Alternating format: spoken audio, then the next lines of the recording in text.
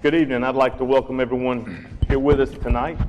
I'm going to call to order our September 13 meeting of Pickens County Council to order. At this time, I want to recognize Ms. Craig. I want to say thank you for being here with us tonight. Ms. Craig will be helping us in our clerk's rolling position. Ms. Nations is staying with us. Don't want anybody to think anything otherwise, but I want to thank Ms. Craig for being here with us tonight. This time I'm going to ask the Vice Chairman, Roy Costner, if he would lead us in invocation.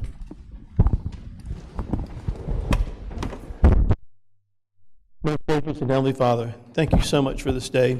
Thank you for the blessings that you give us here in Pickens County. We want to continue to pray for our first responders, especially this week as we remember 9/11. We want to continue to pray for our men and women who are serving here and overseas. Just be with them and keep them in your sight so that they know in their hearts that we're with them. And dear Lord, we want to just continue to pray for our leadership, for our delegation, for our leaders at the state, and then our leaders in Washington. Lord, we ask that you cover us with your grace and mercy, and help us to make those decisions that are pleasing to you. For we ask this in Jesus' name. Amen. Amen. Ms. Harris, if you would please come forward. Ms. Harris is going to lead us in the pledge tonight. I'm going to read a little bit about her. Sherry Harris enlisted in the United States Army and began her basic training at Fort Jackson, South Carolina on the 12th of March, 1986, and then went on to complete advanced individual training there as well. On 5th of September 1986, Private First Class Harris enjoyed a short trip home prior to her deployment to South Korea. Once in Seoul, South Korea, Private First Class Harris was taken to the military base at Yongsan, where she received additional assignment orders to the 19th Combat Aviation Battalion in Camp Humphreys, South Korea, in the Personal Action Center for the next 12 months. Specialist Harris' next duty assignment brought her back to the United States and to Washington, D.C. in October of 1987 to the Pentagon with the Department of the Army Review Board Agency. While in Washington, Specialist Harris was selected by the Armed Forces Inaugural Committee to serve as part of the inaugural security detail for newly elected President George H.W. Bush's inauguration on the 20th of January, 1989. Specialist Harris continued to serve her country in the Army Reserves from the 1st of October of 1991 to the 30th of September 2002, where she had assignments in South Carolina, Georgia, and Florida. Specialist Harris received the Army Service Ribbon, Overseas Service Ribbon, National Defense Service Medal, Good Conduct Medal, the Army Commendation Medal with 1st Oak Leaf Cluster, Korea Defense Service Medal, Army Reserve Achievement Medal with Oak Leaf, Expert Rifle Badge, Armed Forces Inaugural Committee Certificate of Appreciation, and Distinguished Safety Achievement Certificate. Veteran Sherry L. Harris served her country honorably, and today we show her our appreciation. Thank you for your service. If you would, please lead us in the pledge. I pledge Allegiance to the flag of the United States of America and to the republic for which it stands, one nation, under God, indivisible, with liberty and justice for all. Ms. Harris, I have just a small token that I want to give you, certificate if you will. And again, thank you for your service.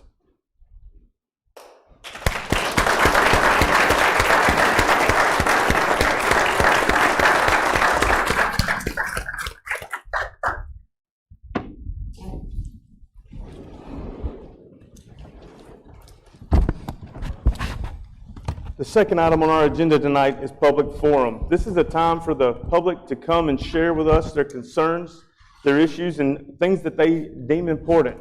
Please remember there is a time limit. We ask that you be respectful. It's not a time for interaction back and forth, but we do want to hear what's on your heart and your mind. Madam Clerk, if you would, please call the first speaker. Mr. Chairman and members of council, I call Camille Cooper.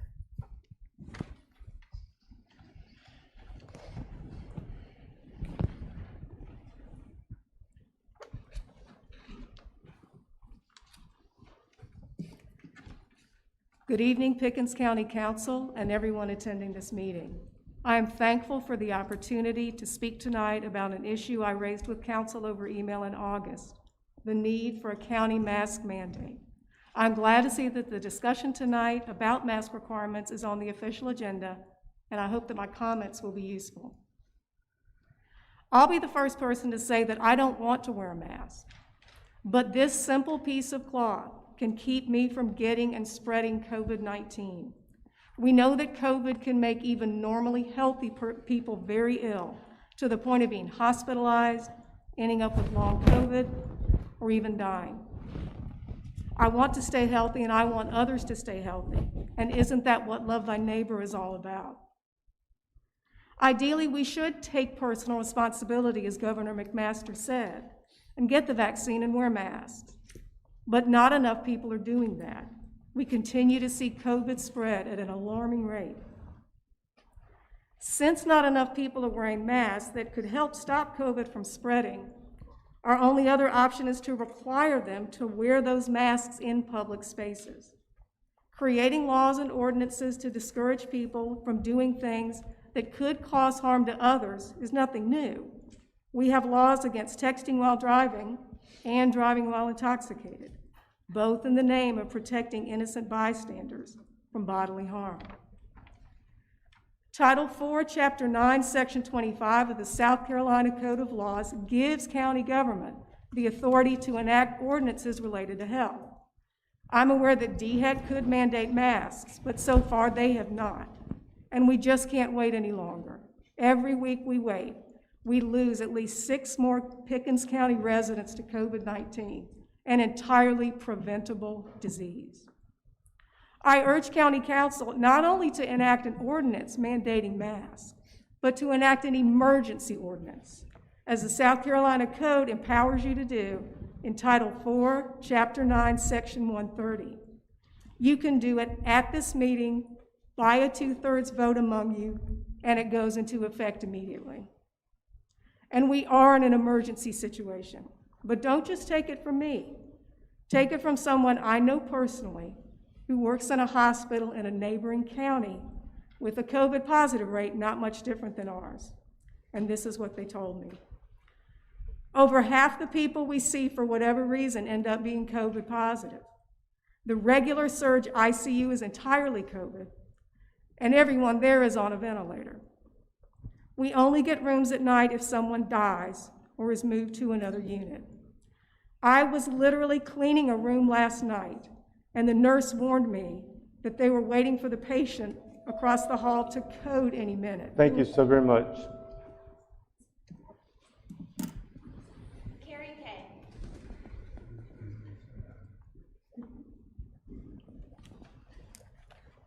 My name's Carrie Kay. I want to thank Mr. Feemster, my representative, for adding the mask mandate to the agenda. I'm also here to speak in support of it.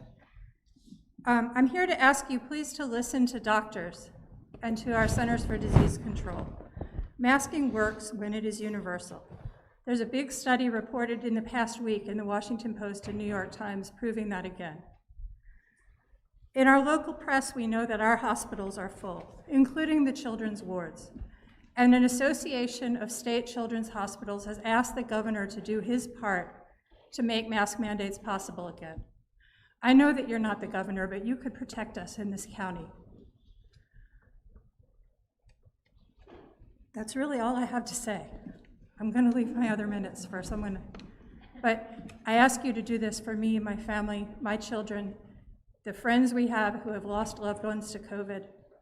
This is preventable, and you have the power today to make things better. Thank you again, Mr. Feemster, and all of you. Thank you.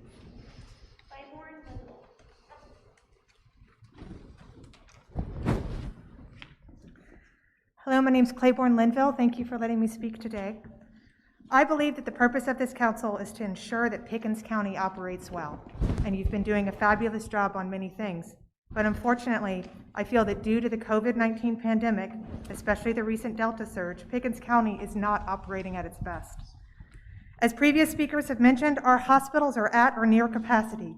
So if we have a car accident on the way home, there is a high chance we cannot receive a full spectrum of care because there's not room right now. In the Pickens County schools, currently 142 students are positive for COVID and 704 are quarantined.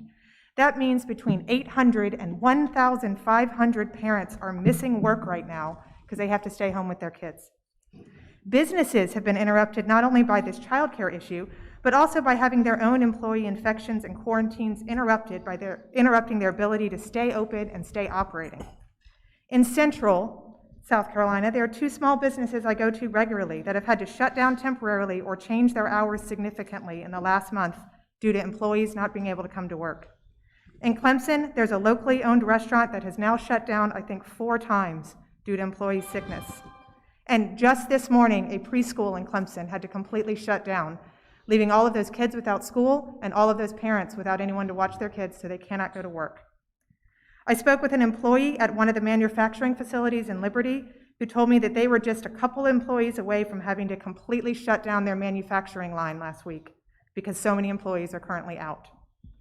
Our businesses and schools are not operating well because of the pandemic, and we have one simple way that we can solve this problem and keep Pickens County open and operating, and that's through a mask mandate.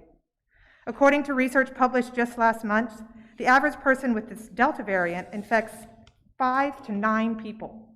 If you wear a mask, that person infects an average of half a person. That leaves 5 to 8 people who can go to school and go to work. Another way to say this, masks decrease the infection rate by 75%. A mask mandate by this county means kids will wear masks in school, decreasing spread among the unvaccinated.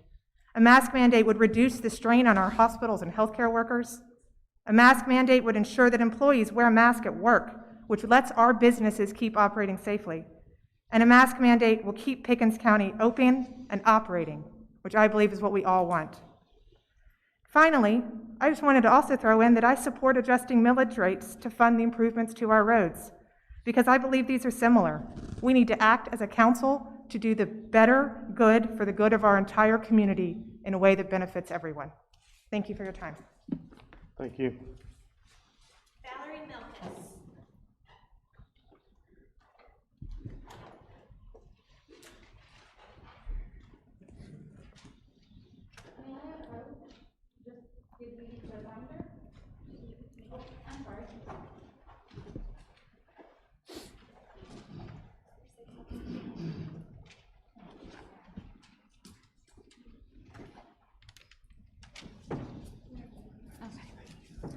Sorry, I wasn't sure the order to do this.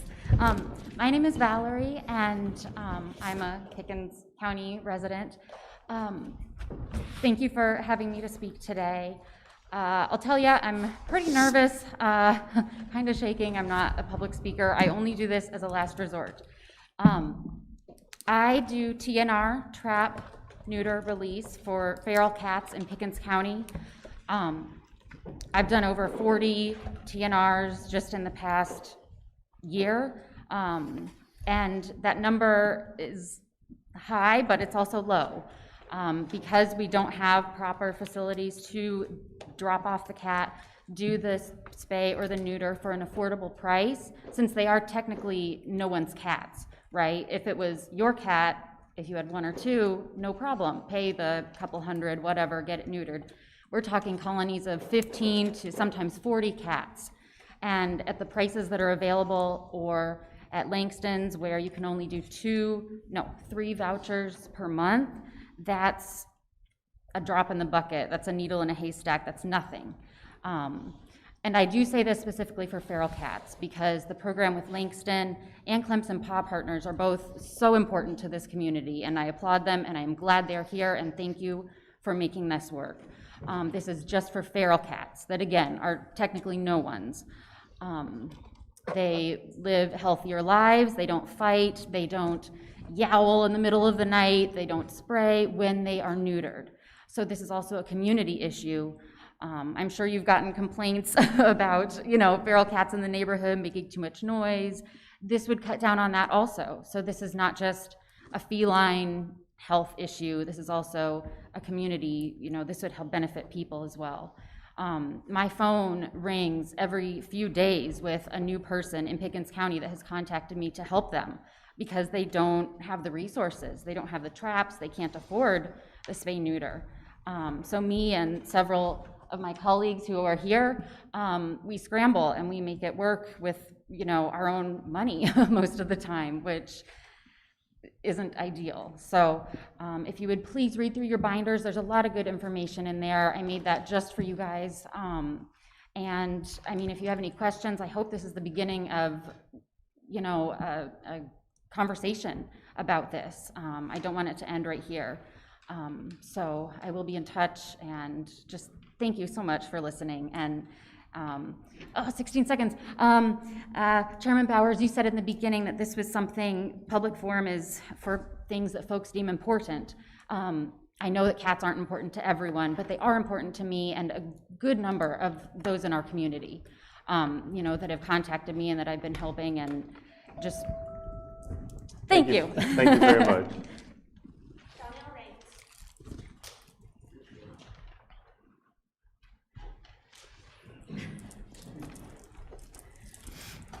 A county EMS employee who fears speaking up at this meeting has reached out to me and is concerned about the situation at present. As they say, there are fewer trucks ready to be out covering medical situations in our community, and that many employees are leaving to go to other counties who are paying them more, thus leaving our community understaffed. My question to the council is, have you compared the salaries of surrounding counties? And are you concerned about the situation of fewer trucks being manned and ready to roll? Are you concerned that experienced veteran employees are leaving our county due to lack of pay benefits such as extra COVID hazard pay? And if you are indeed concerned, then what exactly are you doing to resolve this issue and give the taxpayers in our county assurances that you are doing everything possible to make sure that when we call 911, there will be someone coming out in a timely manner? I am trusting the person who relayed this message to me as being factual, that our county is not prepared for the EMS needs in our county. Having proper coverage for emergency situations matters. Please let us know tonight if you are addressing this issue and how.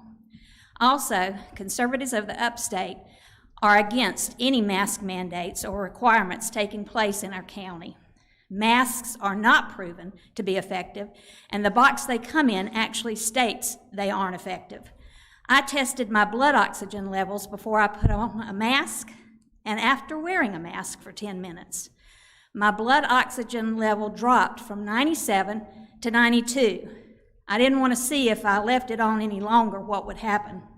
All I know for sure is if blood oxygen levels are too low, that can interfere with keeping the cells in your body healthy.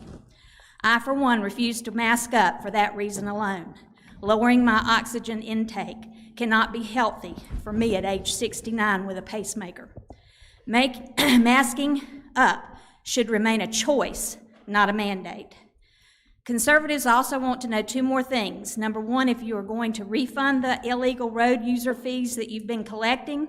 We actually think you should be pressuring our board members on the County Transportation Committee to be getting more funds from all those state gas taxes we've been paying, instead of raising our property taxes. And number two, why are you ignoring our over 600 signed petitioners who wanted you to pass a property rights protection resolution? Thank you. Thank you, Ms. Raines.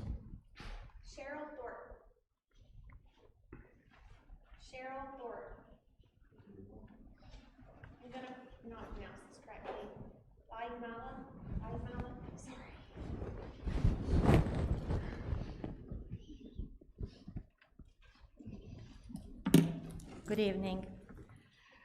I'm too going to talk about the mask mandate. I'm here because I'm a parent of small children and I'm very worried.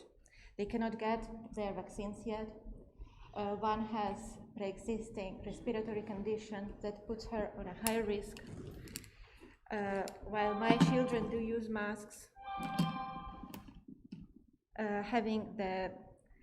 it is proven scientifically that having the whole class wearing masks would protect much better. While we can do our experiments at home, we can rely on not reliable sources of information. It is not only in the United States that science found how effective masks are. If you don't believe what is published in the United States, you can check what other countries are doing. There were places that decided to go for herd immunity. And we have the variant from United Kingdom. We have a variant from Brazil. This is what happens. And they have also huge amount of death. We did not choose to live in the age of a pandemic. It was not our choice. None of us wanted this. But here we are, all in this together. And we have a choice. We can decide or to protect ourselves and our communities, or to do nothing and let the virus spread and let it brew also inside our bodies and produce new variants. What do we want to do? Last Thursday in the United States, over 3,000 people died from COVID in one single day, more than victims from the 9/11 attack in one day. We have South Carolina State leading the national statistics of positive cases. We have children hospitals that are at full capacity. There are children on ventilators. Now, starting today, there are also 2 children on a external machine that helps that substitutes the heart. Are we okay with it, really? Is it what we feel good for our community? Because it is preventable. And we are very lucky because we here have the best scientists in the world working for us. We have the best vaccines available for us. We have masks, we know what to do, we have guidelines, but we are not following them. You may say that mask mandate would limit our freedom, but as a society, Thank you so much. Hmm? Our time is up. Okay. Thank you. Thank you. Thank you so much.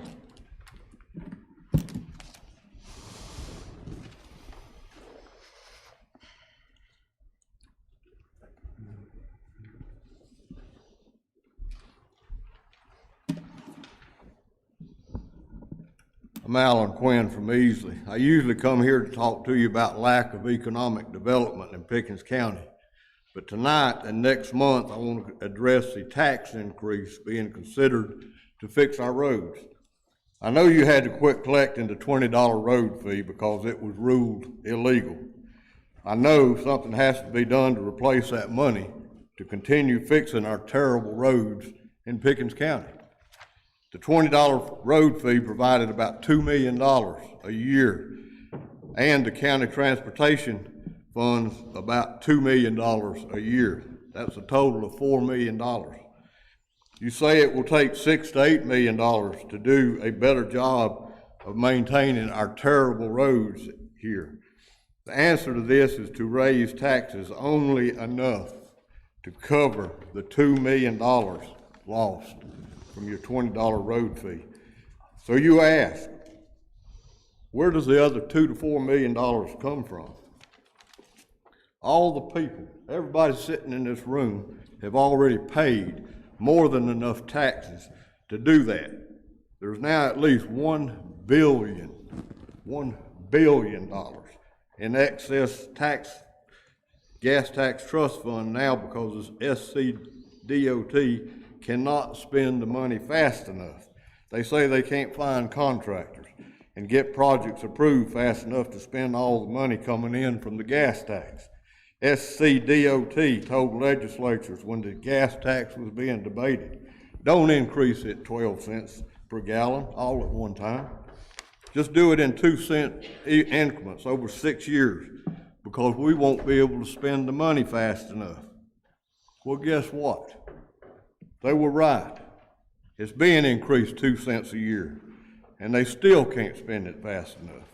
Thus, we have $1 billion surplus in gas tax trust fund, and it's growing every day. The gas tax was supposed to fix all the roads in the state, county and state roads. How much of the gas tax fund goes to the counties? Any of you know? 20%? 15%? 10%? 5%? Nope. 3.5% of the funds that are sitting in the bank in Columbia are coming to the counties. That's right. That's criminal. The state needs only about $500 million to fund new and ongoing projects each year. This leaves $500 million right now that could be sent to the counties. That would average $10 million per county right now, and much more in the future. How many miles of road could you fix with $10 million? So next month, I will come back to tell you how Pickens County and all other counties can get their fair share of the gas tax trust fund. Mr. Quinn, your time is up. That increases every time someone puts gas in their car. Time is up. Thank you, Mr. Quinn.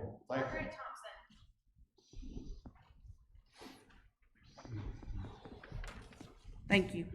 Margaret Thompson, Clemson Paul Partners. I just wanted to give y'all an update.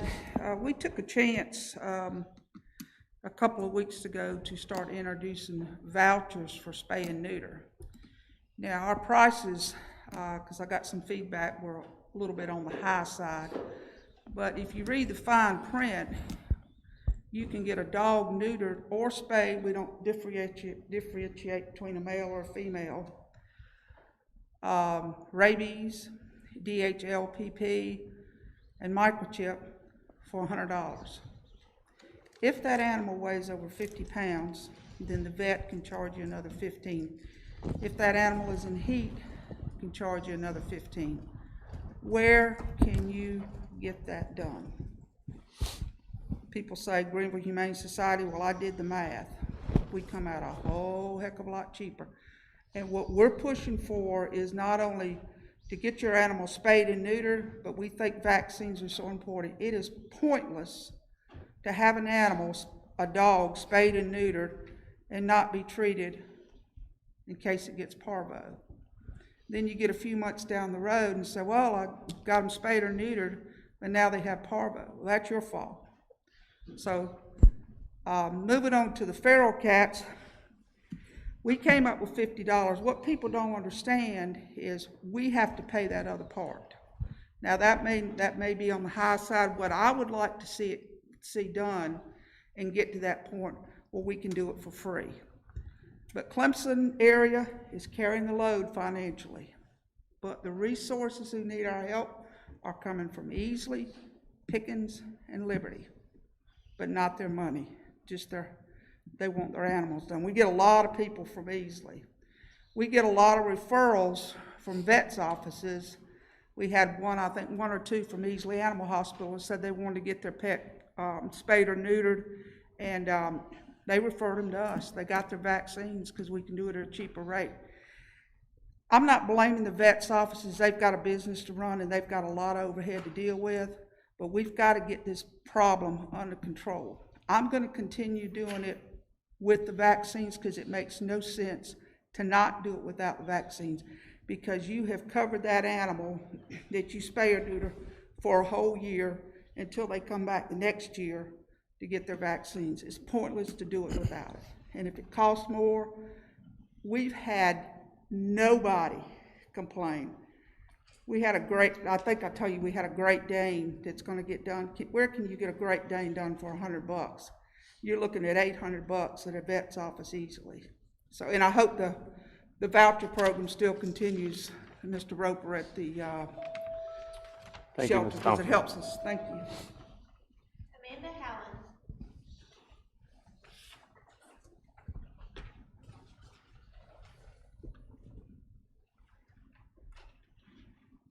My name is Amanda Hallen. I'm from Easley. I'm a mother of 4 that attend Pickens County schools. We've had several videos of our school board telling us that if the masks are mandated in Pickens County, that they would also mandate them in our schools. There's over 2,000 parents in Pickens County that says that they don't want their child masked or vaccinated. And we also know that it starts with the mask and normally moves to the vaccinations, just like we've seen in the federal government. There are several parents that are willing to take civil action against these mandates because it's our children and it should be our choice. It's our bodies, it's our choice. I've heard several people stand up here and talk about breathing problems. I have COPD. I have asthma.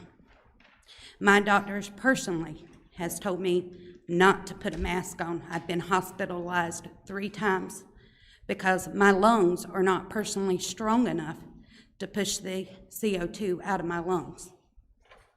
What do you do with people who cannot wear them? They're not allowed in public? Is that what you're saying when you say mask mandate? Because that's the way these businesses see it. That's the way they see me. And as being a mother, am I not allowed to go in the store and shop for my children because I personally, medically, cannot wear a mask? Education and health care is not a one-size-fits-all problem. When I go to my doctor's office, I have to go in the back door because some of the healthcare systems are requiring masks and have required masks to come in. It's spreading fear amongst people because they see somebody unmasked. They don't see somebody with a health problem. They see somebody as just being defiant, and that's not the case in every case. You know, people don't see this. And then I have a 10-year-old son that I had to pull out of school because of the way that they were doing last year with the virtual school, week on, week off, all this mess. He became so afraid that he was afraid to come out of my own home because he was afraid of catching COVID. He was afraid. And the numbers, when you look at the CDC website, everybody's saying, oh, it's a spike and increase. But I guess people are too stupid or just too lazy to read the underlying print. Because on the CDC website, it says that if you've tested positive within 14 days and Thank you you. have a car Thank you. accident. Thank you. Thank you for sharing with us tonight.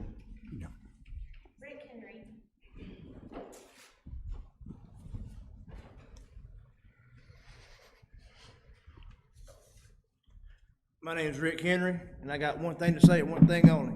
My kids will not put on a mask for nobody around here. I don't care who it is, anybody in this room or anybody out here. Point blank and period. Thank you. Thank you, Mr. Henry.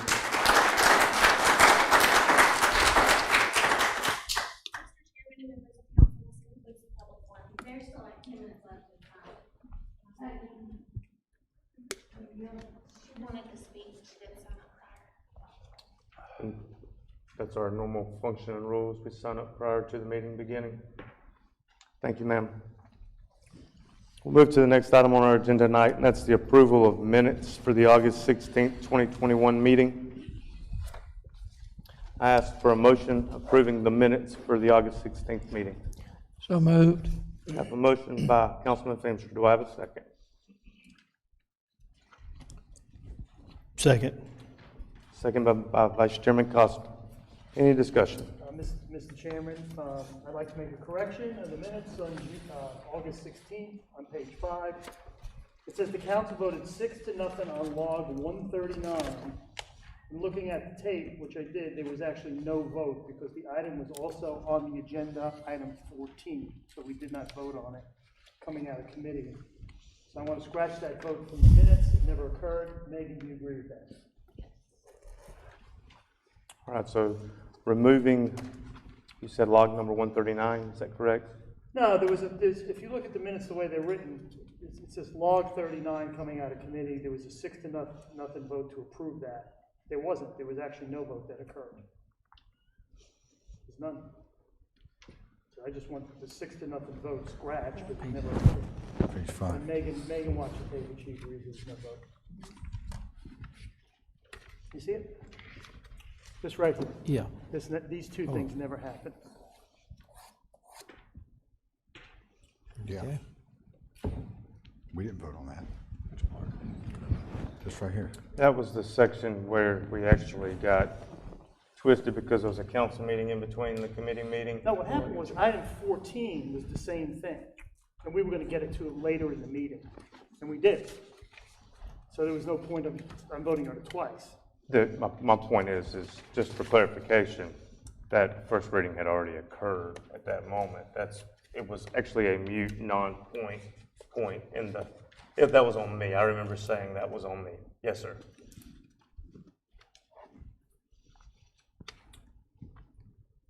Any other discussion? I have a motion on that amendment. Second. Second by Councilman Whitehurst. All those in favor as adopting as amended, please signify by raising your hand. Thank you.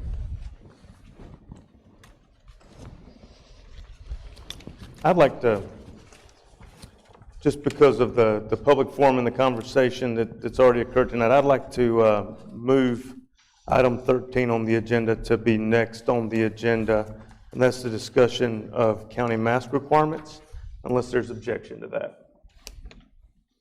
I second it. I made the motion, I have a second. Any discussion on that motion? All those in favor of moving item 13, please signify by raising your hand. All right, and that is unanimous. So item 13 tonight is discussion of county mask requirements. I was contacted by a council member that just purely wanted to have a conversation around masks. And I understand that some of his constituents, like mine do and yours do on various things, reached out concerned and wanted to know that the county was taking it serious. And that's the reason why it is on the agenda. I've seen discussion, I've seen social media posts, etc., about why it's on the agenda. The pure sole reason is a council member asked for it to be on the agenda, and I think that's the right thing to do. I did reach out to our attorney because I have concerns. I hate the word mandate, period. And I have concerns over the county stepping out too far, purely because I know the state has some things in place, and I know that the school district has had some things to deal with, and I heard the comment about the school district, a member said you need to reach out, if they'll do it, we'll enforce it, whatever. And I'm not playing that game either. So I want to ask, before we get started, when we're talking, whether it be in this building, whether it be countywide, whether it be whatever, I know that you've done some digging and research. What were you able to find? Chairman, there are several different opinions around the state, obviously, on masks. The governor has issued an edict, an executive order regarding masking. The Attorney General has stepped in, the Supreme Court has weighed in on a city of Columbia case, where they overturned the city of Columbia's mask mandate. The research that I found would have it so that the county is allowed to issue a mask mandate. Several of the counties around the state are doing that. But because you're allowed to do it, doesn't mean that you have carte blanche to do it. In other words, there are some issues that surround passing a mask mandate. Number one, what's that mandate entail? Exactly. Does it apply to municipalities? Does it apply to schools? What is it, or is it just unincorporated area of the county? So you have to determine what it is specifically that you would be passing as far as a mask mandate goes. And then, and something I think which is frankly more important, is if you pass a mask mandate, are you going to be able to enforce it? Frankly, one of the interesting cases, or Attorney General's opinions that I saw, was one that came out of Pickens County in 1996, where Pickens County Council, this council had passed an ordinance basically prohibiting some protests on county property. Well, some of the county property was an administrative building which was located in the city of Pickens. And so the first question was, can you enforce that within a municipality? And the Attorney General said, in essence, that you could enforce that so long as the municipality agreed to it. So you pass an ordinance that was enforceable in the municipalities in the county, but the city, the municipality would have to agree to it for it to be enforceable. And then the second issue is well, how can you enforce it? Is the sheriff the person that would enforce a ordinance of the county? And typically the sheriff would be the person that enforces it. So the question becomes, if you pass an ordinance, a mask mandate, and the city of Easley has a violator of whatever it is that you pass, how does it get enforced? Does the sheriff do it, or do the Easley City Police do it? And that question was answered by Attorney General saying that, well, again, you have to have an agreement between the city and the county, an intergovernmental agreement, and you did, and you could have the city police officers enforce it. So when you pass a mandate, it was not just about the fact of the mandate itself, it's how you apply that mandate, what the factors are in that mandate, and how you enforce the mandate. So there are a lot of issues surrounding whether or not you do a mask mandate. So, Mr. Feemster, I know you and I have had some detailed discussion here. Would you like to give us a little background or a little for the conversation? Yes. In the city of Clemson, we have a mask mandate that applies to essential businesses. And at first, it wasn't obeyed completely, but as time has gone on, I went in the grocery store and there was a guy at the door said, "Thanks for wearing your mask." And so the businesses apparently are self-policing in the city of Clemson. So the conversation and discussion is in general about masks. I think we all have our opinions. I know Mr. Roper, the county has required a few weeks back. I mean, it's no secret, somebody said it, according to Johns Hopkins study, which is actually verifiable data, South Carolina and Tennessee fight for the #1 incidence rate in the country, and Oconee and Pickens fight for the #1 and #2 in the state of South Carolina. And if you believe in herd immunity, that's a great thing for us, and that's where I'm going to leave that. But I know that you have county staff, if they're not able to separate and all that, we're doing it, and that's a decision you've made and you have done. My biggest concern over any mandate is, can you enforce it? And I see the sheriff standing in the back of the room. And if I were to call him on the carpet, which I'm not going to do, Sheriff, and say, if we were to pass something like that, can you enforce it? I know the answer without even having to ask you. You have so much other going on. I think the frustration is the same frustration we've all seen. And this isn't it's real easy to get on social media and get out and say what you want, but the truth of the matter is, we're all confused. There's very little true facts. Nobody knows for certain, does a mask work? Does it not work? Because we need finite, and there is just no such thing as that. Someone brought up, Ms. Raines brought up our EMS system. It is taxed. It is beyond taxed. Our people are tired. That's the best way I know to describe it. Our people are tired. Mentally, physically, emotionally, they're tired. And it's not like it was a year ago when the majority of what you saw in healthcare was COVID cases. We're seeing everything else plus COVID. And COVID's taken twice the resources, twice the time, and it's tiring. And I think that's the reason that we're here even talking about it. So I guess my question to you gentlemen, because I really am not prepared tonight to pitch a mandate of any sort, but I did agree to have the conversation.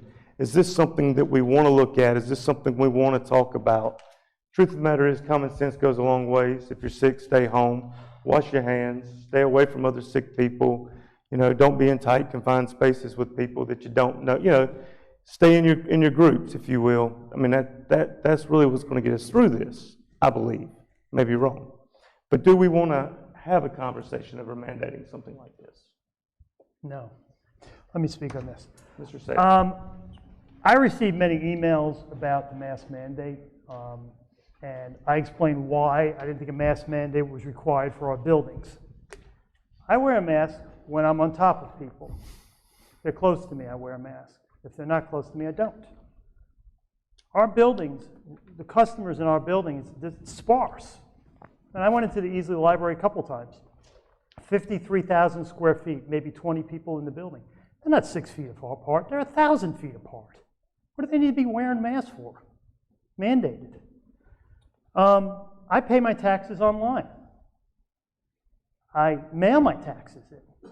I've come in and paid my taxes. It's me and another guy in a 10 by 10 foot room. Why do I need to wear a mask if I don't want to? Why mandate masks in our buildings? And that's our responsibility, our buildings. I responded to a lot of emails early on. Some of you I responded to. And I asked you, why do you want us to do this? And you were very honest. You want the schools to mandate masks. And if we do a countywide mandate, then they're going to be forced to do it. I give you credit for being candid. But they wanted me to pass a mandate on masks countywide to force the schools. Schools, I was on the school board for 12 years. Line number one in the law is school board manages the schools, not the county council. Go petition the school board. I personally did not like the indirect pressure that was put on me because you wanted me to do something to the school board. Go to a school board meeting like I stood up there and told them a variety of times to do this or that. That's their job. It's not my job to manage the schools. We manage our buildings.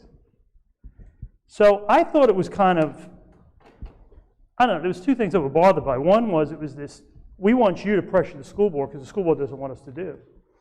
And then the other thing was I explained my view 3 or 4 times, and I continued to get badgered with emails like, why aren't you doing it? I said, I just explained it. You just have to, sometimes you have to accept no. You know, it's not going to be your way, and I've lost many battles. So that's what I want to add. I mean, if you want to discuss it, that's fine, but our responsibility is our buildings. When you come into our buildings, they're sparse. You don't need to wear a mask. If you want to, by all means, wear one. But like I said, I'm in the Easy Library. There's a guy 50 feet across the floor by himself. Does he need to be wearing a mask?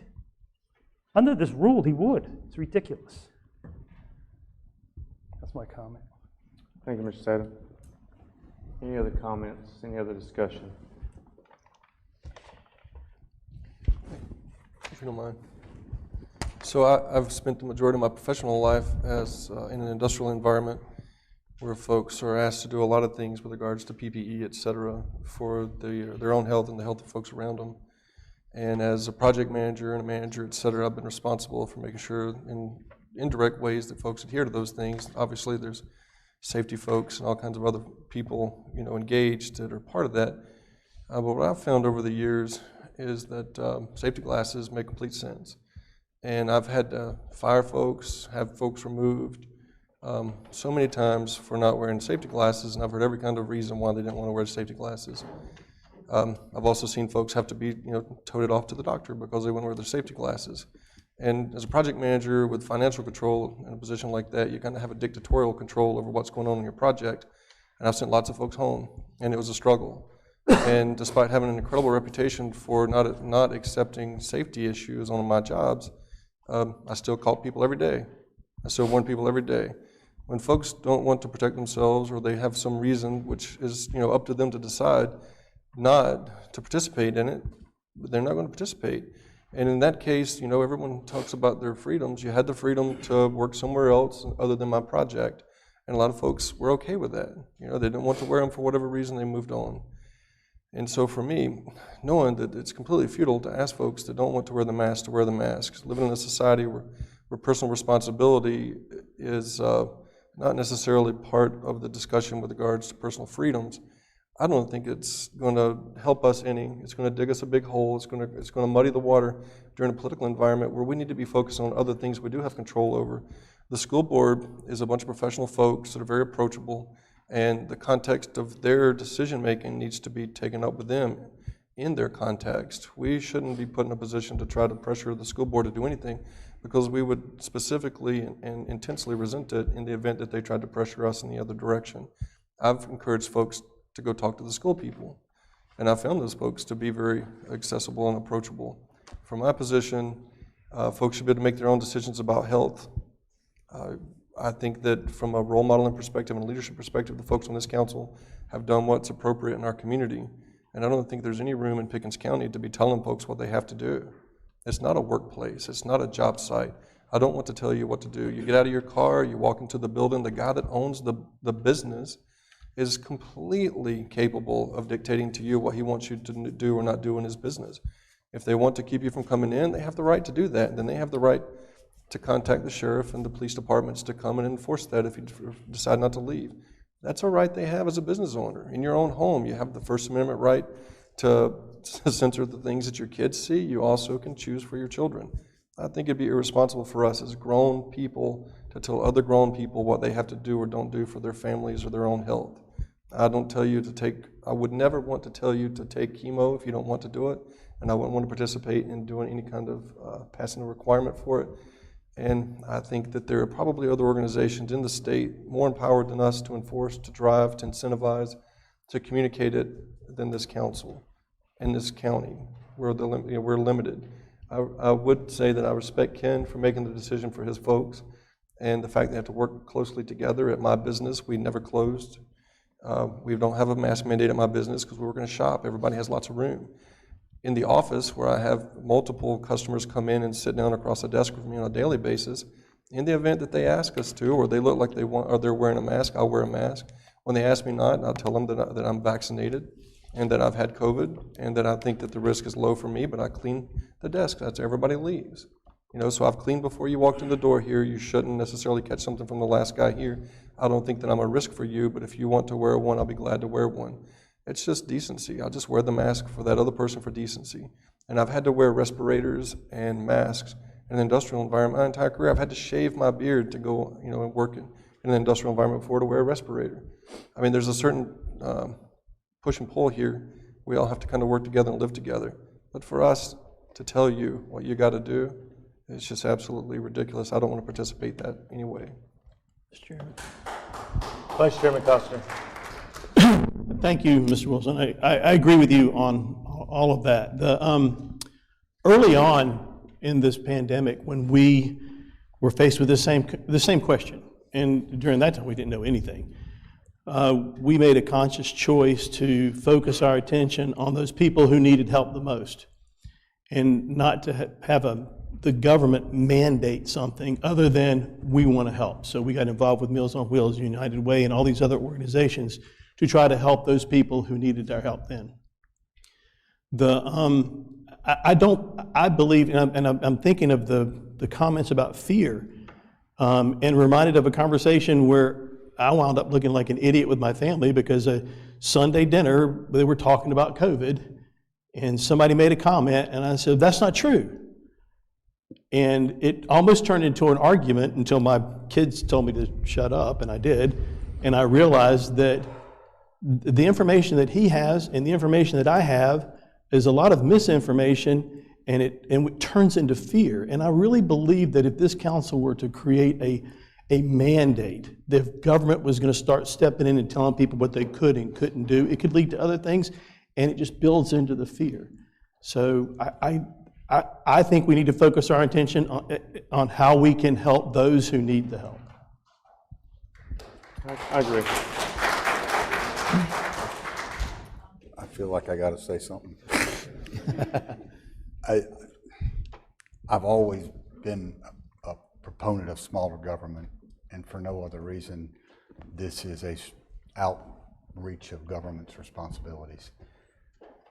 We live in a country of personal responsibilities, and if you wear a mask and it makes you feel safe, then wear a mask. But if we go out and tell people what to do, that's an overreach of government. This is a free country, and I can't tell the businessman how to run his business. I can't tell this guy how to do that. If a business decides to make policies, like you said, that affect their business, you have a choice to go in that business or not go in that business.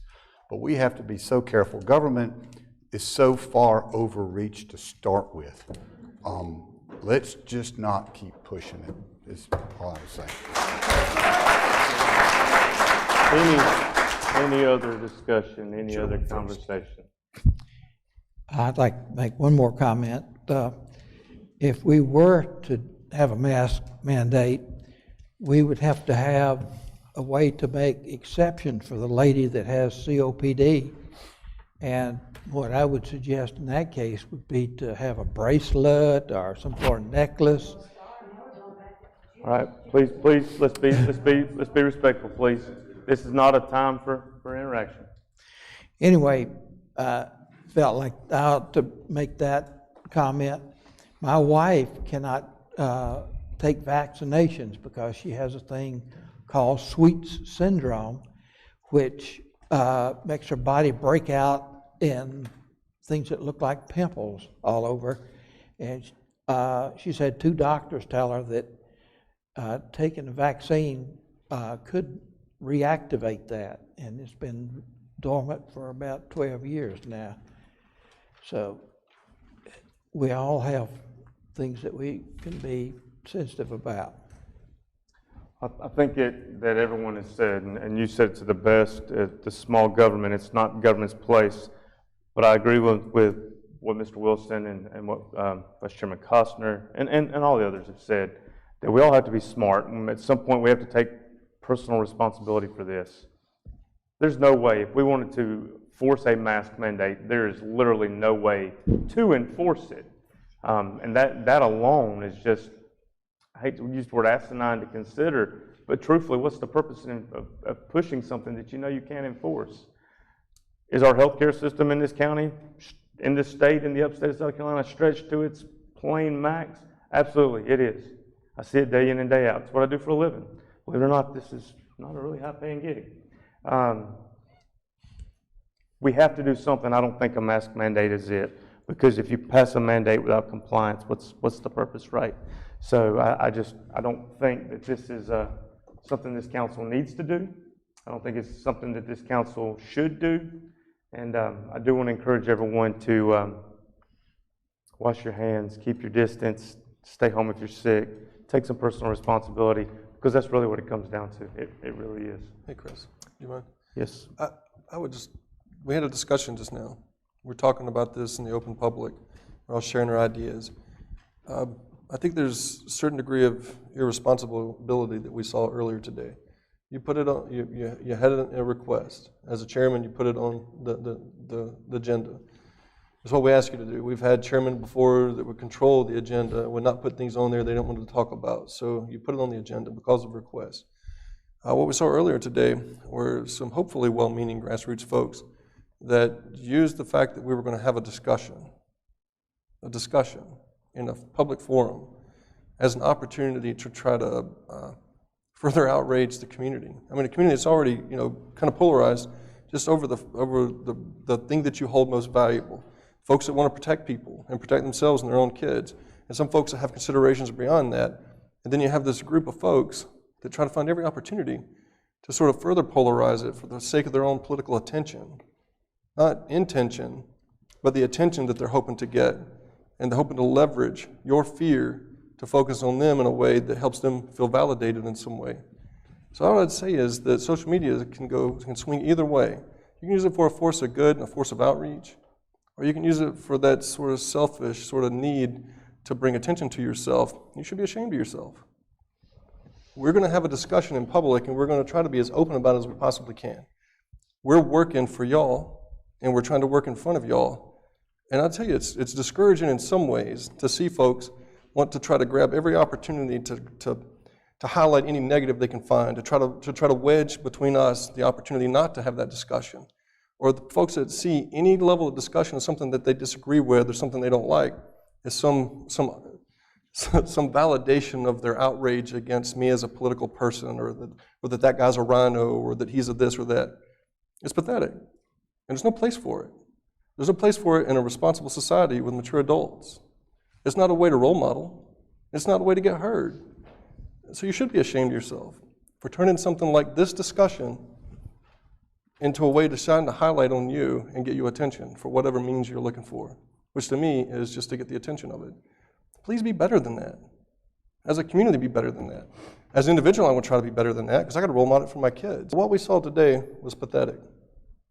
Just using this discussion, the fact that this was a line item on our agenda as a way to try to just gin up as much anger as you possibly can so that you can feel validated.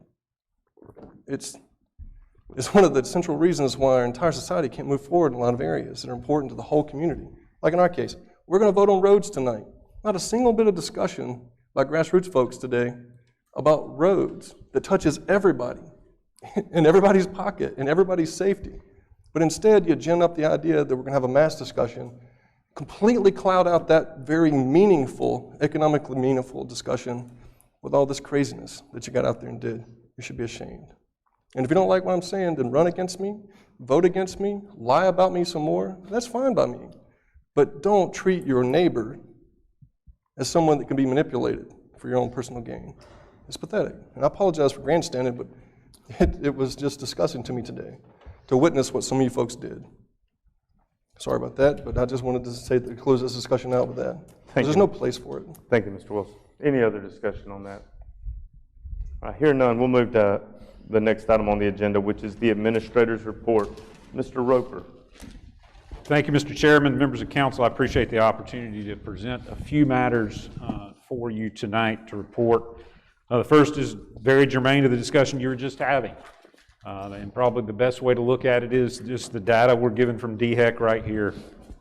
You see the larger spike, that was back around the holidays, Christmas and New Year's, and then the spike that we're witnessing now amongst the Delta variant. Some hopefully encouraging signs is that our 7-day rolling average has stabilized. So we're hopeful about that. We're hopeful about that as a county staff. We've had a couple of conversations tonight about the stress to our EMS folks, the stress to our fire departments, and folks at the jail that are having to deal with this too. It is stressing our system, and so we're very hopeful and want to encourage everyone to do what they can to pitch in and help us reduce that rate. And I think common sense is a good guide there. I can tell you that vaccinations in Pickens County per DHEC, about 40% of the eligible population has been vaccinated. We don't inquire about that day to day with our county staff, but based on data of the positives that we've had, we think our county staff is running at about 40% vaccinated as well. So we're trying to do what we can here, as you've all referenced. We certainly won't deny you service if you're not masked, but we encourage it. Amongst the staff, me, myself, I've set up more Zoom calls, more WebEx calls. I do more things by phone and email. And then when I have to be in close proximity, as Mr. Seda indicated, when I have to be in close proximity, I wear a mask. And that seems to be serving us well as county staff now. I've been keeping you updated on the capital improvement plan. As you know, we've just kind of internally started using green for, okay, everything's been done that the government has to do. The equipment's ordered. So you'll see that we're starting to have some orders going out for the budget that you just passed, effective July 1. Those specific greens right there are police vehicles. Police vehicles that are now, the requisitions have been entered and we've gone through the competitive process. Just wanted to keep you updated on that we're making progress forward. We're actually looking at some of our purchases. I talked to Emergency Services Director just today, Billy Gibson, about our fire trucks on trying to expedite those orders because of supply chain issues. If we wait around too long and we order things in our capital plan, they may be a year before they get to us. So we're trying to look at doing some of those through some emergency procurement processes and still be in compliance with the law. I'll keep you updated month to month on that. Solid waste update. You'll see here the Tana, I don't know how it's pronounced, the shredder, the C&D shredder. So this big excavator is dumping the brown goods that all of you members of the public are so diligent in bringing to us every Saturday, and we appreciate that. That's then trucked to our main landfill location, and it is shredded into a cover. But one of the things you don't know, and I wanted to highlight today, is that once it's shredded, there is a magnet in that machine that removes the metal. And normally, the amount of metal that we're able to get from people bringing their metal to us every week, and we appreciate that, is in the order of magnitude of about $40,000 a month. It'll vary. There'll be good months and bad months, but it's around there. Since we put the shredder in use, I've got the check right here, $90,000 for last month. So we think that was a good step forward. It's allowing us not only to get paid more because we're getting the metal. Think about this. What we were doing otherwise was shipping the metal to the landfill and paying a tipping fee for it. So the savings is even more. We were upset today because that grinder actually went down on Friday. The shredder went down on Friday. It was routine maintenance. The belts don't last forever. So we were getting the belt in and getting it back fired up this morning because our solid waste guys are really excited about it, and it's showing dividends. I just wanted to keep you updated on that as well. conversation that we might want to have is what to do with that extra money and could we reinvest it in solid waste, but that's not on the agenda for tonight. Hey, Ken. Yes. So for an added 50 grand in a month or in a quarter? In a month. So it could pay for itself in, what, a year and a half? 2 years. Good Lord, look at that. Just in that. So we're encouraged. We're encouraged, and I'll keep you updated on that data as we move forward. We're also looking at possibility of shredding tires. Tires are our big pinch point right now. And how can we use tires elsewhere, shredded, and the possibility that we can actually use them in the landfill as cover. So we're investigating some other things there to try to alleviate the bottleneck. Right now, we're dependent on vendors, and they won't come pick up the tires. So it's very frustrating for us. But I wanted to update you on a couple of our litter efforts. One is South Carolina Department of Transportation for many years has basically contracted with Pickens County to provide litter pickup on our state highways, and the way that we've done that is with inmates. That's not the way they do it in Greenville, Spartanburg, Anderson, or Oconee. In Greenville, Spartanburg, Anderson, and Oconee, the way litter is picked up on state highways is the state contracts with a vendor that picks up the litter. So because we have not, due to COVID, had inmates in a little over a year now, year and a half, DOT has been looking at how to help us there, and I've entered into an agreement with them where they are going to start sending their vendor to Pickens County since we don't have the inmates available to us. That doesn't mean we're going to stop our Pick Up Pickens program. We're not going to start some of our other Keep Pickens County Beautiful programs on state highways. We're still going to do them. But I just wanted to let you all know that we're going to get our fair share of that DOT involvement on our state highways. And then us as a county, we're going to concentrate on county roads with our litter pickups day to day. How many miles have we done with the Pick Up Pickens? It's in the neighborhood of 100 miles. It's just under 100 miles. I don't have that exact figure tonight, but I know that it was over 80 a couple of weeks back. So we've really had some good results with that. Regardless, we've also agreed with SCDOT we're going to still get the complaints. So we've agreed with a communication aspect between us and DOT. So if they get a complaint on a county road, they pass it on immediately and vice versa. So we're excited about that. Hope that we'll see some improvement in our community. Also, through the Love Our Byways program, we have Long Shoals cleanup. If you haven't been to Long Shoals Roadside Park on Highway 11, just before you get to Oconee County, you're missing one of the most beautiful places in Pickens County. It does get a lot of use and it gets dirtied up. So Saturday morning at 9 a.m., anyone that would like to come out and help us with a cleanup there, we would be delighted to have you. On tonight's agenda, I think it's third reading on the ordinance for us to take over operations of that facility full time. Can I have a question for you? Yes, please. So you saw there was a little discussion about lakes and landings. Yes. Is there a particular program that folks should reach out to for partnership opportunities within the county or the state? For cleanup on the lakes? Right. People are looking at the landings getting, kind of trashed every weekend. Yeah, Warpath Landing is where we get a lot of complaints. We also get a lot of complaints about Crow Creek Landing, but more Warpath. I've got a meeting coming up on Wednesday morning with the Duke folks to talk about that and to also talk about safety issues on the lake because, we had another death on the lake just recently. And so we're going to explore a little bit of that. There's the Friends of the Lake Kiowee Society that I know organizes cleanups. We've partnered as a county with them for a cleanup effort there. What do you mean we partner with them? What do we do? We promoted their event. We've participated. I participated. Our Parks, Recreation, and Tourism staffs participated. I know the sheriff does do some patrols through there. Ultimately, that's a Duke Energy facility, Warpath Landing. And so I'm going to talk to them about some things that they might could help us do, help us fund to try to keep that place a little cleaner. But I'll report back on that. Thank you. Some of you may have seen I've been doing, I don't have a good marketing mind. I can't figure out what to call this effort, but I'm calling it Plastic Questions. And so in the effort to educate the public about our plastic issue, we had our plastics graded by the vendor. They came and looked at our waste stream and they said, and you gentlemen got this in writing earlier, I guess last week, they said that what we had as plastic recyclables is actually trash. It's too dirty. It doesn't comply. It doesn't fit with what the market will buy right now. So we've looked at different ways of educating the public. I've asked you all, and you've relented and given me 60 days to update the public and see if we can have it graded again.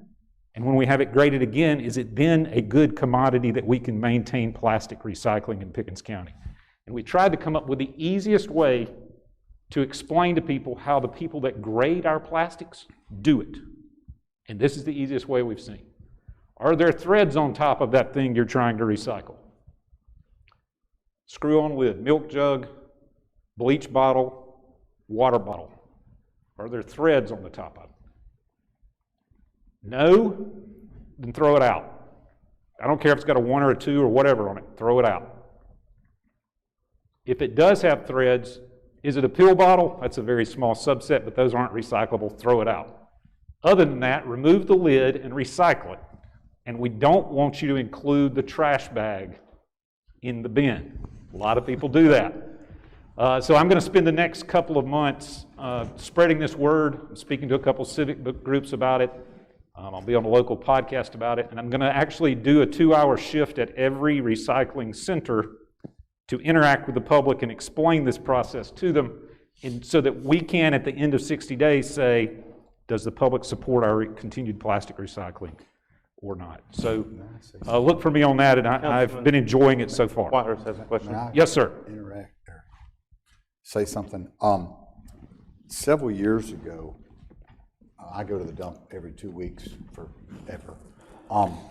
They had trash cans. I know our cardboard is getting a low rating right now. Right. And beside all the where we put stuff in, there was a trash can. So when you had plastic wrapped up in your cardboard, you could take it off and just throw it in the trash can. Okay. Right. I notice when there's not something there, and there hasn't been for quite a while, it just gets thrown in. And I think the same thing would be true with plastic bottles, is if you have a trash can, and then it requires the attendants to empty those trash cans into the main recycle, or the main municipal waste thing. That's right. On occasion. But in the compactor. I think that has, in the past, it seemed like it was helpful for getting people to not put poor quality stuff in there. Just a thought. No, actually, I agree with you, and it's something that I saw firsthand when I did the 2-hour shift at Willow Springs. The people remember the little blue roll-off bins that used to be up front where you could sort, and the little trash can. I put those back in front of the plastic bins just as a part of my demonstration, and the attendant quickly caught on to do that as well. It's not been the practice in some time because of COVID. Early in COVID, we weren't sure that our attendants needed to be touching a lot of this.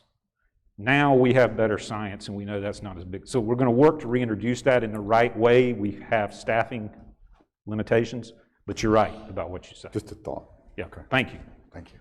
I'm going to continue spreading that news. Look for a letter to the editor in the upcoming newspaper as well. So we're going to try to share it in different ways. This council last month passed a resolution, Resolution 21-19, recognizing September as Suicide Prevention Month in Pickens County. Something I've told the chairman and the previous chairman is when y'all pass a resolution like that, I want it to get to where it means staff does something. It's not just empty words, we do something with this resolution. So this month, actually coming up on Wednesday, we have a Talk Save Lives webinar, which the clerk has information about if any of you all are interested. We have a suicide prevention lunch and learn at 11 a.m. at the EOC that we're doing in collaboration with the National Guard.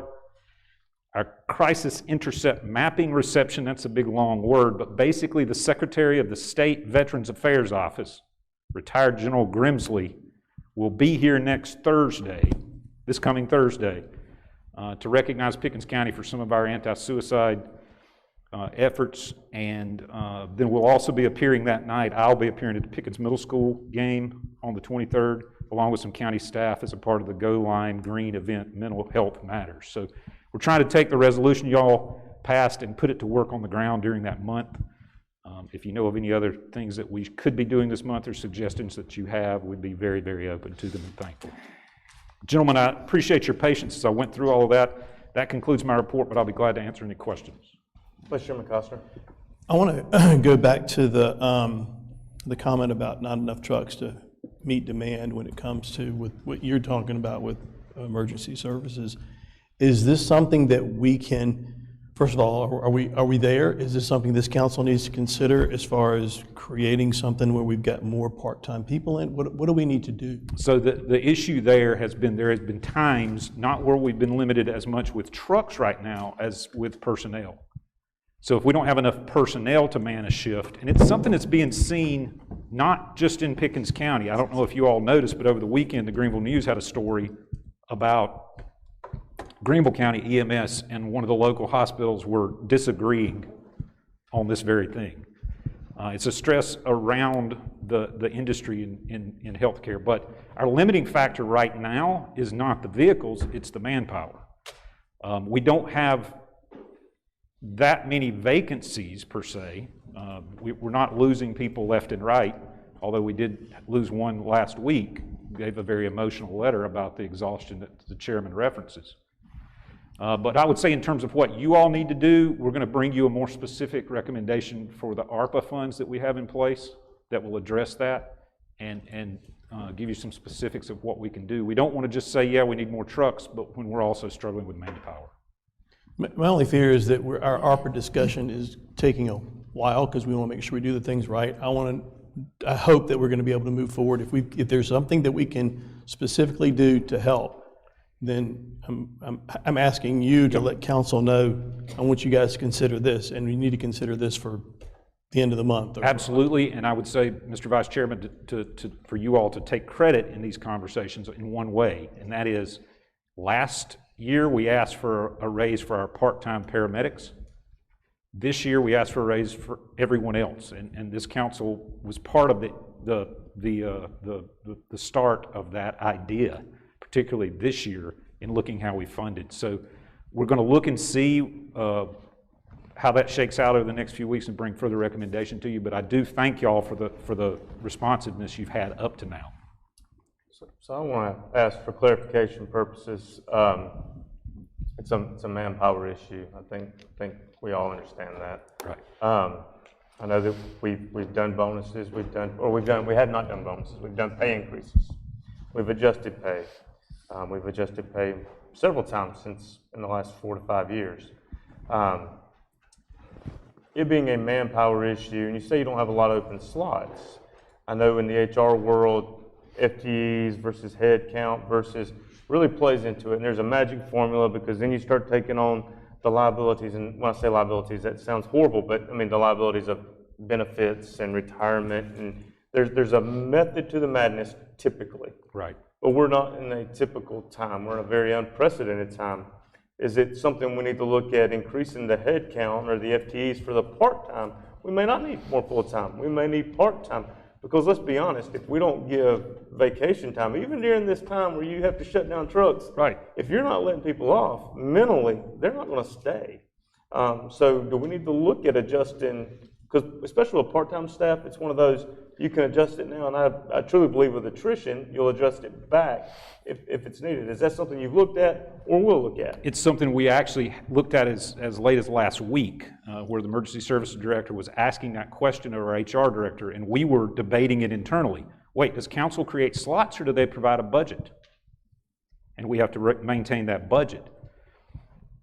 You know, if y'all have a strong feeling about that, I'll certainly comply, but my understanding, what I'm going to operate under, is we're not going to worry so much about slots, we're going to worry about the overall budget. So if we need to bring a bunch of part-timers on, it seems to me that's something we need to try. I don't like a truck sitting empty, knowing that it's putting an unfair burden on the crews that are working that day. It's not fair to the citizens that live in the county. You're actually saving budget by doing it, and I don't know, that's not the intention. Right. So I think that's actually the exact point, is budgetarily, it's not going to really make a big difference because you're still only staffing what we budgeted for you to staff. Right. We're going to try and see if we have some luck recruiting more part-time help for the reasons you've mentioned. A couple points I want to make. Mr. Sada. Just questions first. The C&D savings that you're having, I'd like to also kind of quantify. When you had before you had the shredder and you saw that picture up there, you can only fill these bins up so much, about 9 tons. Right. Now we're filling them up to about 20 tons because everything's shredded. So as a result, there's less trips to Greenville. That's right. Because it requires less manpower, less trucks. less mileage. Do you have an indication of how much savings you're getting because of that? I don't have a figure on that yet, although that is something we're looking to bring data to. Are you seeing the demand on Public Works to be declining because of that? There's more than enough to do even now. So I would say, yes, we're able to do some more things, but it's not an instant fix. We're going to need to address other issues. Okay, where do we stand in hiring the 2 litter control officers? So one of those we anticipate will be in front of you next month to be commissioned. It's going to be an internal candidate that we've decided. They'll actually make that transfer next Monday, and we'll start the training process with them. The other one, we've completed a couple of interviews and are pending a hire on that one. Okay, about EMS, there really is a 2-pronged approach. One was to give targeted pay raises to EMS, which we did this year. We gave them an extra $180,000 in compensation. And I'll throw some numbers out there because it's public. Paramedics now make full-time about $68,000 a year. These are according to the numbers we got from them. Advanced EMTs, they make $58,000, and a basic EMT makes $51,000. So pay has been improved. The issue, I think, is the number of calls are rising like this, and we haven't built a new EMS station in 9 years. I disagree with that, Mr. Seda. If we have trucks sitting empty in stations, the issue is not building a station. It's not keeping the vehicles we have staffed and on the road. You can't justify adding anything other than manpower until everything is in use. So you're saying that... I'm saying what I said. Are you saying they're breaking down? No, I'm saying we're not staffing them. We can't staff them. You have 2 trucks stationed on Olive Street. That's Olive Street. I'm not going to put Mr. Roper on the spot, but I'm willing to bet at least 45% of the time over the last 6 months, one of those 2 trucks has sat in that station all day because they had nobody to staff it. Okay, so you don't think it's a problem when all the Easley vehicles are out and to go into Greenville, they're transporting people, and everybody else has to shift towards Easley? I think it's a problem. Okay, that's what I'm talking about. You're talking about a different issue. You can't worry about your issue. You can build what you want, but if you can't staff it, it's still not doing any good. Well, we having trouble staffing, even with the pay raises? That's the conversation we just had, Mr. Yes. Seda. Yes.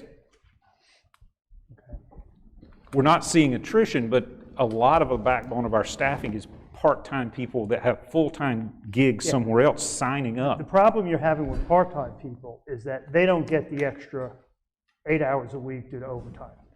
And as a result, their pay is not. It's like the typical week is 48 hours, so the paramedic will get an extra 8 hours of overtime. That's why his pay is so much higher. That's one of the reasons. With part-time people, you don't get that. So their pay, even you said their pay was raised, and we didn't raise it this year. That was your recommendation. The part-time paramedics, that's right. Okay, are you saying that we need to raise those? I'm not saying that. I'm saying we need to look at bringing more part-time people on. I think our salary is competitive right now. Now, I stand to be corrected. That may not turn out to be the case, but I think we need to bring more people on so we have more options for people to sign up. You have very few vacancies. But what I Right. understand, you have very few vacancies, but you still don't have enough staff. That means we're stuck in that headcount FTE world. I agree. And not the real world focusing on the issue. And I think that's truly, once you get that, then I agree with you 100%. It's time to add another truck. But we have to staff what we have before we can get there. The other question that comes up is exactly along this line, is how long can someone be taking up a slot but they never sign up for a duty? Exactly. That's another issue. That's part of your problem as well. Right. That's the headcount FTE game. Right. Absolutely. If you don't mind. Mr. Wilson.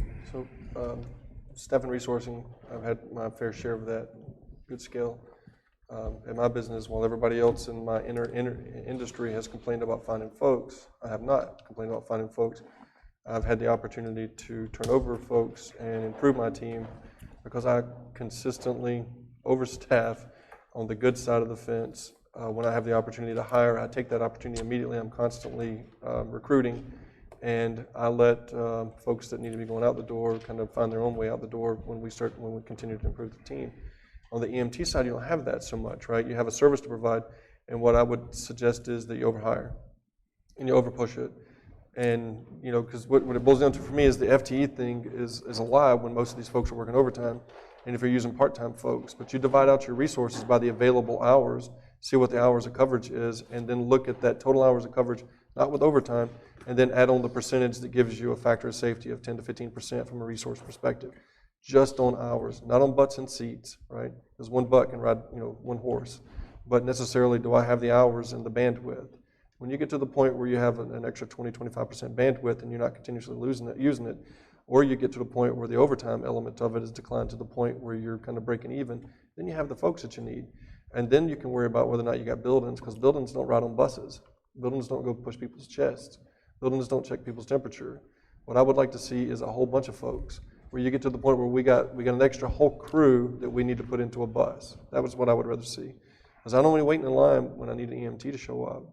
I don't think anybody else does either. So overhire that position. It'll work itself out by the end of the year. I think what he's saying is we don't have the budget to do the hiring. Is that what you're saying?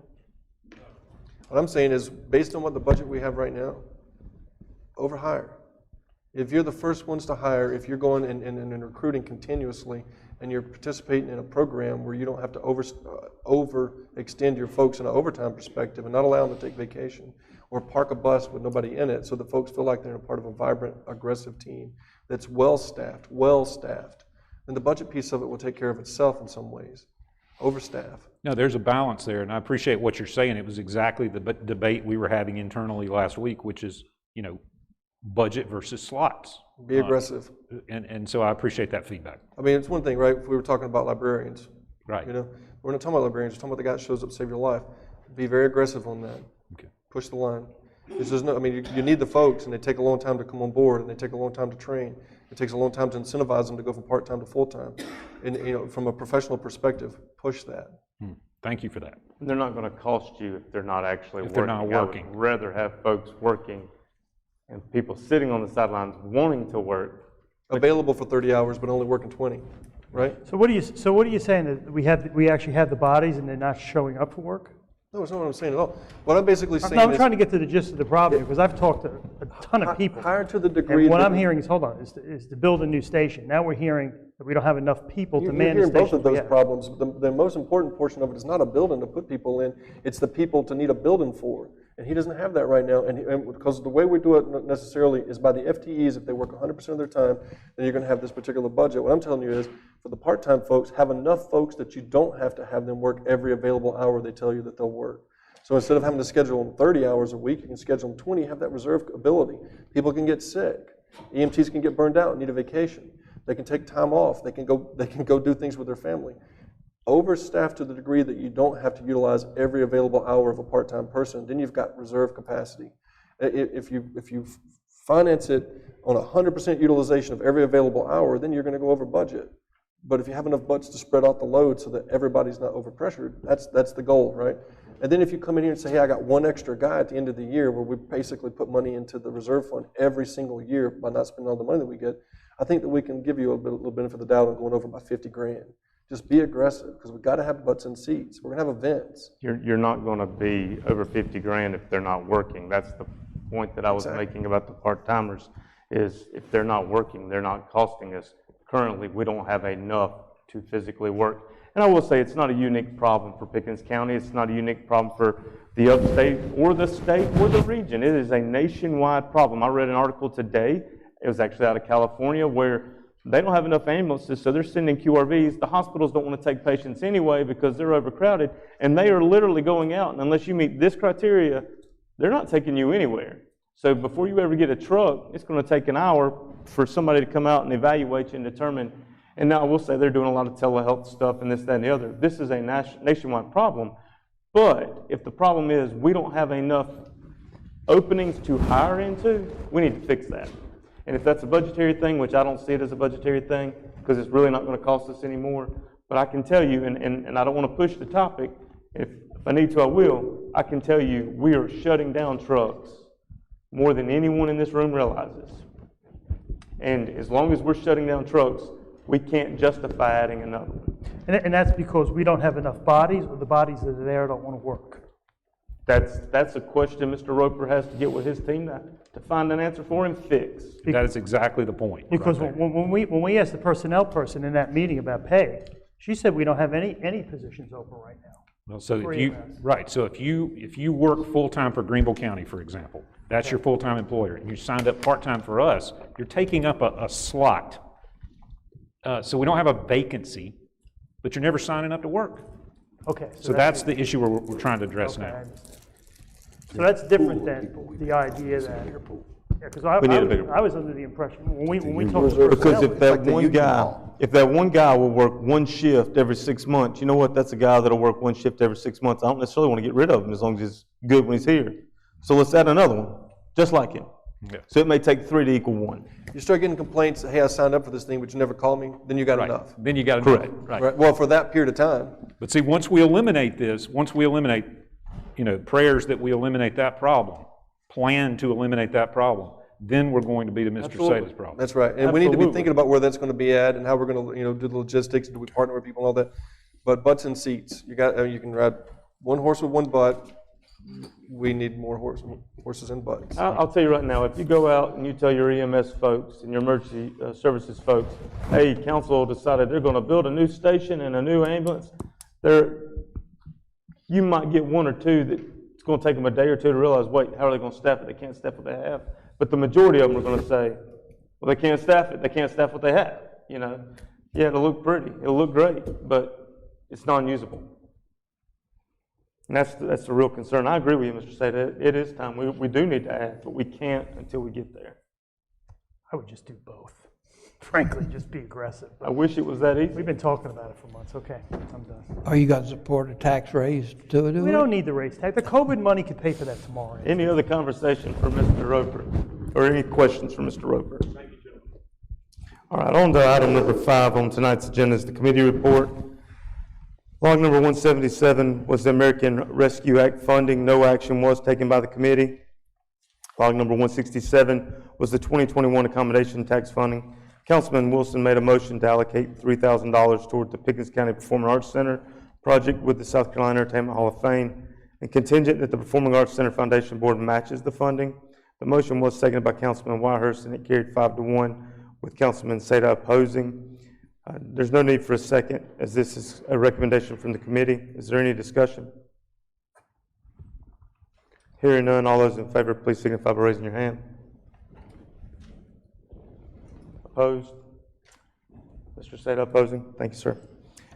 Log number 176 is ordinance 533, first reading in title only, to amend the animal control ordinance. Councilman Whitehurst made a motion to amend the ordinance, making the discussed proposed changes and to send it out of the committee for the next reading. The motion was seconded by Councilman Alex Sada and carried unanimously 6-0. You all have a copy of that amended ordinance in your packet. Should be Exhibit 5B with the proposed changes. There is no second required as this comes from a recommendation from the committee. Is there any discussion? I just have one question about this ordinance. It's actually very complete. You did a very good job on it. The question I have is when I was looking at the barking dogs, they're barking dogs 24/7. It says it requires 2 complaints. Now, let's say you're surrounded by people that all have dogs and they never complain. So, why is it actually require 2 complaints? I guess you don't want to see a vendetta of one neighbor against the other, or? I mean, you can understand that could be a glitch. I mean, you're surrounded by relatives, or you're surrounded by people with dogs, and you have evidence of dogs barking 24/7. But since there's not 2 complaints, there's nothing animal control can do, right? That's right. That's exactly right. I did not add that. No, that's been there. That's been in our ordinance for some time, so I just made the changes that the council wanted to make change. But I think you're exactly right. What you're saying is that if you have a dog barking once, that's not an issue. But if it does it twice, then they can come out and do it. No, what it says is a little different than that. It says. Where are you at, Mr. Sada? I'm looking at section 4.4, item number 4, the last sentence. It says, for the purpose of this subsection, an unreasonable disturbance of a dog barking is a disturbance that results in at least 2 independent reports from citizens. So if my neighbor's dog is barking and he's doing it all the time, but I'm the only one that complains, the animal control officer can't do anything about it. And that's just the way, because I'm thinking that because I've got a complaint right now with somebody in my district under that situation. And I understand why they have that in there. They don't want, neighbor A to use the law as a vendetta or weaponize it against neighbor B. But there might be some instances where you're surrounded by owners of dogs and nobody else is going to complain, but you got this one guy who thinks it's a complaint and a disturbance, and it's not even going to be investigated because it doesn't reach that criteria. Yeah, Councilman, I read that a little different. I read it as there's two reports. I'm not sure that it's two separate citizens.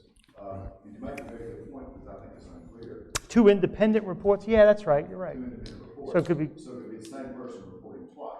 How does it? Two instances of the dog barking. But what we can do is make that clearer. Yeah. For third reading. If you would, just investigate it and just make it a little bit clear, because I think animal control is interpreting that as two individual citizens. I can rewrite that. Okay.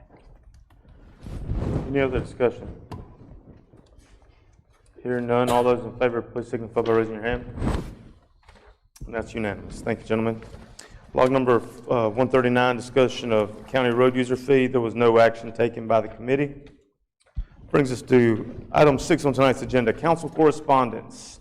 The committee of the whole meeting will be next Monday, September 20th at 6 o'clock in the main conference room of the administration building. The next council meeting will be held on Monday, October 4th at 6:30 p.m. in council chambers of the admin building, which is where we are here now. Boards and commissions, there is an information table set up in the lobby this evening with more information about current vacancies and upcoming openings on the Pickens County Board and Commissions. If you are interested in serving on a board, please stop by the table or please see the clerk to council, Ms. Nations, for more information. Is there any other correspondence that needs to be announced? All right, item 7 on tonight's agenda is motion period new business. Does any member have any motions to be made at this time?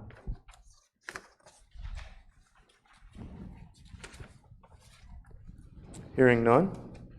Item 8 on tonight's agenda, consideration of extension of emergency COVID time off leave. Mr. Roper, this is you. Yes, sir. Mr. Chairman, thank you. This proposal comes from our HR department, and it's basically to clear up a time expiration.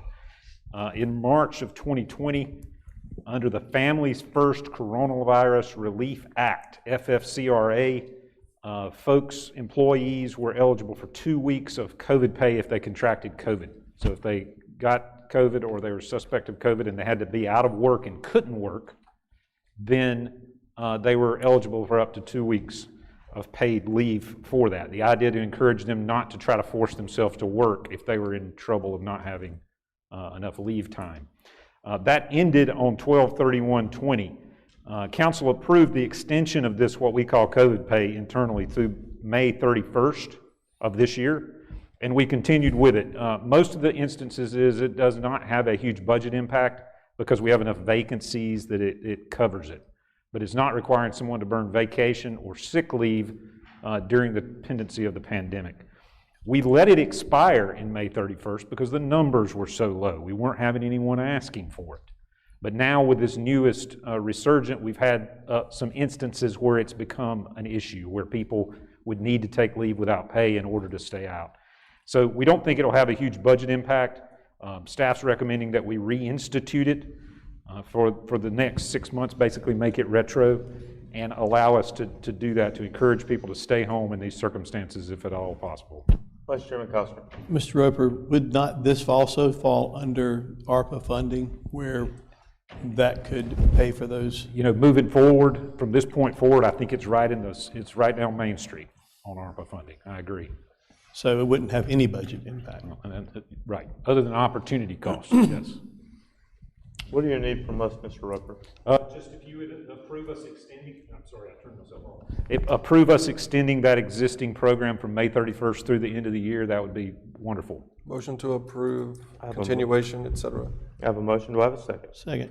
Second, Vice Chairman Costner. Any discussion on that motion? Do we need to indicate the funding for it coming out of the ARPA funds?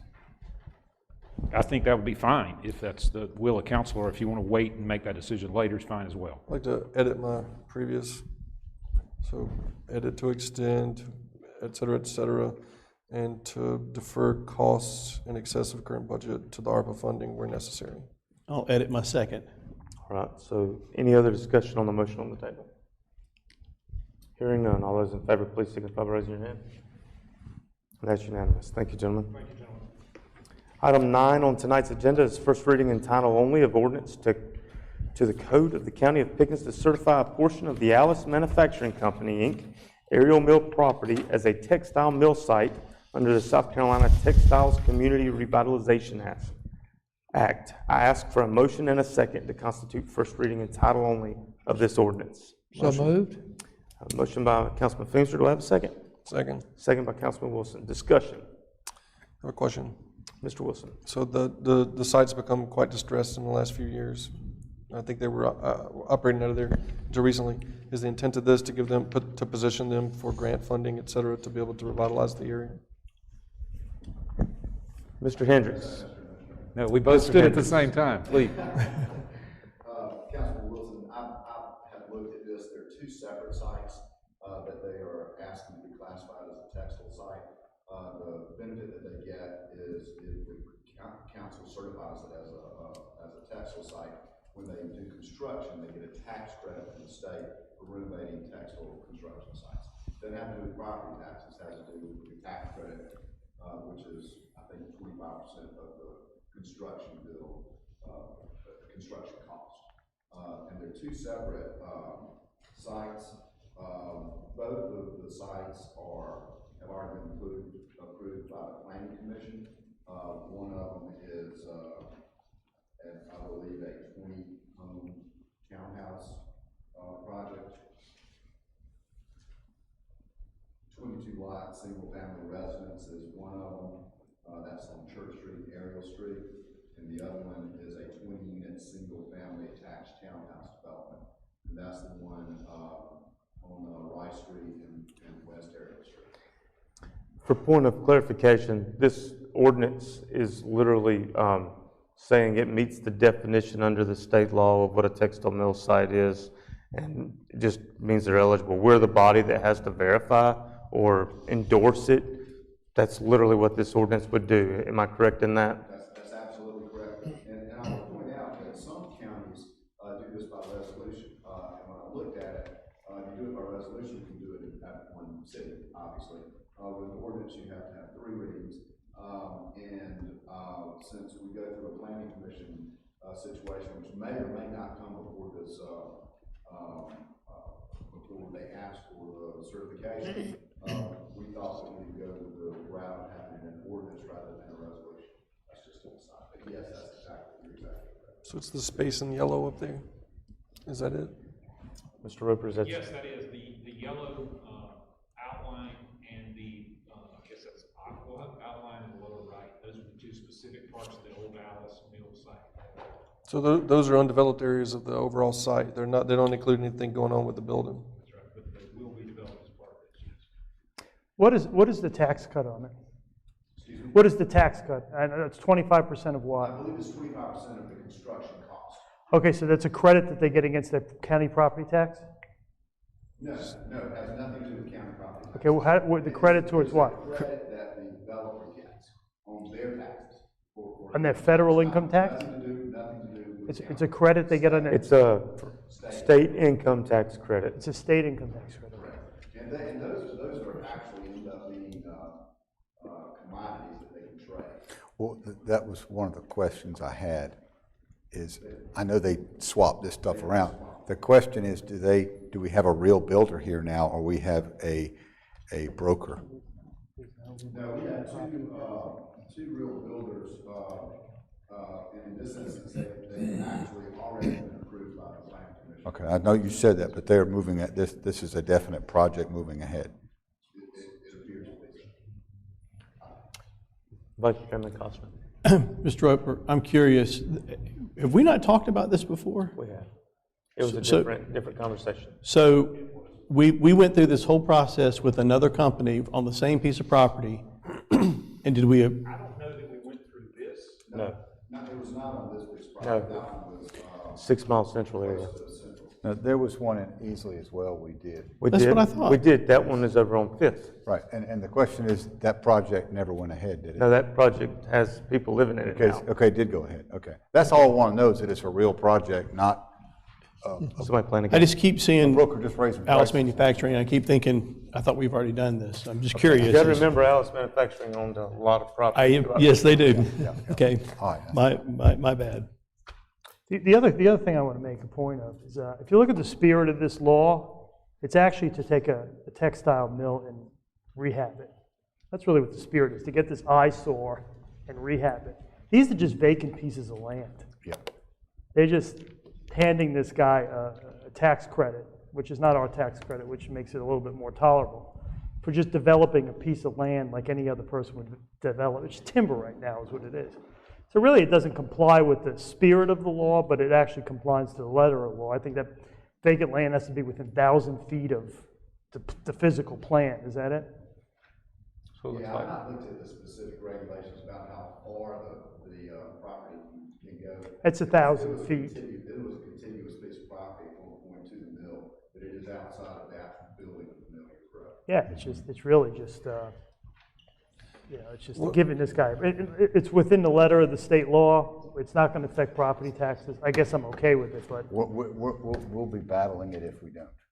Yeah, I understand that. Like I said, I'm just pointing it out that. Yeah, money. They really just, it's a glitch in the law that they're taking advantage of. Because they're not going to have any costs of rehabilitating a textile plant here, because there's no textile plants on either of those properties. It's just land. That's exactly right. I think the person who's petitioning. It doesn't matter. I wanted to just point that out. That's what I was gonna say, is this is first reading, it's an ordinance, not a resolution. That's correct. It can die at any point between 1 and 3. No, I just wanted to point that out, that's all. Mr. Chairman, my only observation is that particular mill hill could use some development, in proximity to that particular mill. I mean, nothing would benefit us more than positive improvements in that particular area there. And I think that would be the path over long term to incentivizing something to be done with a distressed facility there. Nobody's want to live next to that thing when they're starting to see their home values rise. Normally, I would agree with you. My general philosophy is different than everybody else's. I really think that I just don't want to really spend any more government money to bring people to this county when we can't manage the number of people that are here now.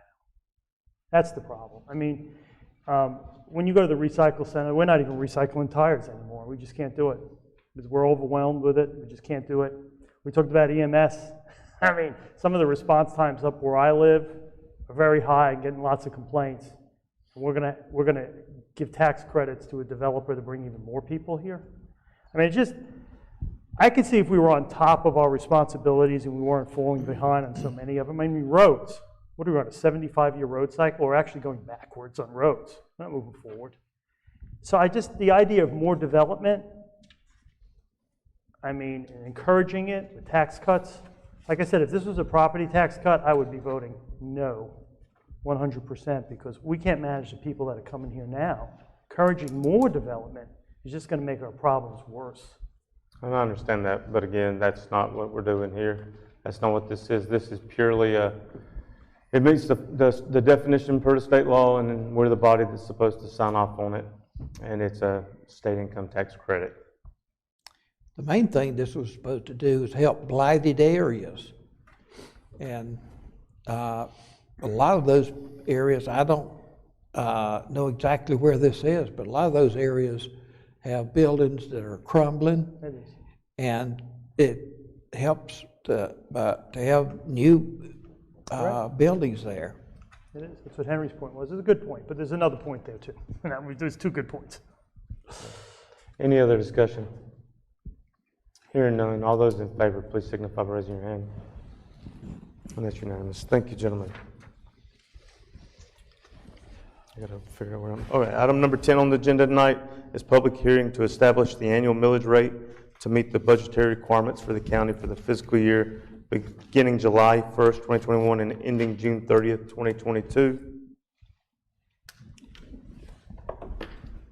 I now call public hearing into order. Anyone like to comment?